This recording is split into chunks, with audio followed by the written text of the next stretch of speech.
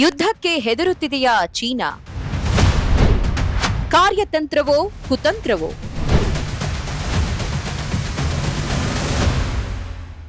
ಜಗತ್ತಿನ ಎರಡನೇ ಅತಿದೊಡ್ಡ ಮಿಲಿಟರಿ ಬಜೆಟ್, 20 ಲಕ್ಷಕ್ಕೂ ಅಧಿಕ ಸೈನಿಕರು, ವಿಶ್ವದ ಅತಿದೊಡ್ಡ ನೌಕಾಪಡೆ. ಹೀಗೆ ಅಂಕಿ ಅಂಶಗಳನ್ನು ನೋಡಿದ್ರೆ ಚೀನಾ ಒಂದು ಬಲಿಷ್ಠ ಮಿಲಿಟರಿ ಸೂಪರ್ ಪವರ್ ಅಂತ ಯಾರಿಗಾದರೂ ಅನಿಸುತ್ತೆ.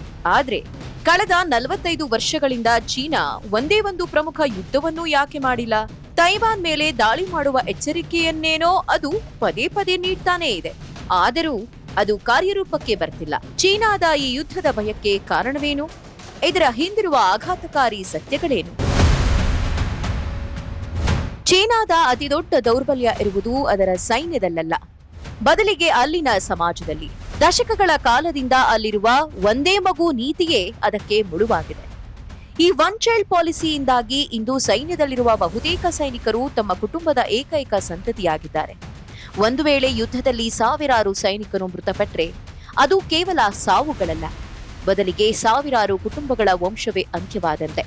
ಇದು ಚೀನಾದಲ್ಲಿ ದೊಡ್ಡ ಮಟ್ಟದ ನಾಗರಿಕ ದಂಗೆಗೆ ಕಾರಣವಾಗಬಹುದು ಎಂಬ ಭಯ ಶಿ ಜಿನ್ಪಿಂಗ್ ಅವರನ್ನ ಕಾಡ್ತಾ ಇದೆ. ಚೀನಾ ಇಂದು ಜಗತ್ತಿನ ಅತಿದೊಡ್ಡ ಟ್ರೆಂಡಿಂಗ್ ನೇಷನ್. ಆದ್ರೆ ಅದರ ಆರ್ಥಿಕತೆ ಸಂಪೂರ್ಣವಾಗಿ ಕಡಲ ಮಾರ್ಗದ ವ್ಯಾಪಾರದ ಮೇಲೆ ಅವಲಂಬಿತವಾಗಿದೆ.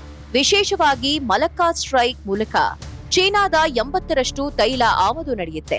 ಒಂದು ವೇಳೆ ಯುದ್ಧ ಆರಂಭವಾದ್ರೆ ಅಮೆರಿಕ ಅಥವಾ ಭಾರತ ಈ ಮಾರ್ಗವನ್ನ ಬಂದ್ ಮಾಡಿದ್ರೆ ಚೀನಾದ ಕೈಗಾರಿಕೆಗಳು ಕೆಲವೇ ವಾರಗಳಲ್ಲಿ ಸ್ಥಗಿತಗೊಳ್ಳುತ್ತವೆ. ಹಸಿವು ಮತ್ತು ನಿರುದ್ಯೋಗ ಚೀನಾವನ್ನು ಒಳಗಿನಿಂದಲೇ ದಹಿಸಬಹುದು. ಈ ಒಂದು ಮುಖ್ಯ ಭಯ ಚೀನಾವನ್ನ ಕಾಡ್ತಾ ಇದೆ. ಯುದ್ಧದ ಅನುಭವದ ಕೊರತೆ. ಚೀನಾ ಕೊನೆಯ ಬಾರಿಗೆ ಯುದ್ಧ ಮಾಡಿದ್ದು 1979ರಲ್ಲಿ ವಿಯೆಟ್ನಾಂ ವಿರುದ್ಧ. ಅಂದು ಚೀನಾ ಭಾರಿ ಹಿನ್ನಡೆ ಅನುಭವಿಸಿತ್ತು. ಕಳೆದ 45 ವರ್ಷಗಳಿಂದ ಚೀನಾದ ಸೈನ್ಯಕ್ಕೆ ಯಾವುದೇ ನೈಜ ಯುದ್ಧದ ಅನುಭವವಿಲ್ಲ. ಅತ್ಯಾಧುನಿಕ ಶಸ್ತ್ರಾಸ್ತ್ರಗಳಿದ್ದರೂ ಯುದ್ಧ ಭೂಮಿಯಲ್ಲಿ ಅವುಗಳನ್ನ ಹೇಗೆ ಬಳಸಬೇಕು ಎಂಬ ಪ್ರಾಯೋಗಿಕ ಜ್ಞಾನವಿಲ್ಲ.